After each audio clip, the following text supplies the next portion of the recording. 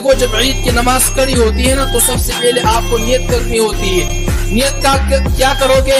نیت کرتا ہوں میں 2 رکعت نماز واجب عید الاضحیٰ کی 6 زائد تکبیروں کے ساتھ واسطے اللہ تعالیٰ کے پیچھے اس امام کے اللہ اکبر. آپ نے ہاتھ باندھ لیے، پھر اس کے بعد آپ نے پڑھنا ہے سبحانک اللہم و بحمدک و تبارک اسمک و تعالی جدک و لا الہ غیرک. اس کے بعد آپ نے خاموش ہو جانا ہے. پھر اس کے بعد امام صاحب 3 تکبیریں کہے گا. کتنے تکبیریں؟ 3 تکبیریں. پہلی تکبیر کہے گا اللہ اکبر، آپ نے ہاتھ چھوڑ دینے ہیں. دوسری تکبیر اللہ اکبر، آپ نے ہاتھ چھوڑ دینے.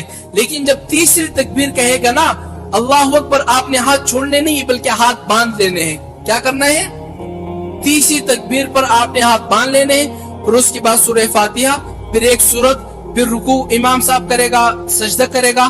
پھر جب دوسرے رکعت کے لیے کھڑا ہو جائے گا سب سے پہلے سورہ فاتحہ پڑھے گا، پھر سورت ملائے گا. پھر رکوع میں جانے سے پہلے پھر سے 3 تکبیریں کہے گا. کتنی تکبیریں؟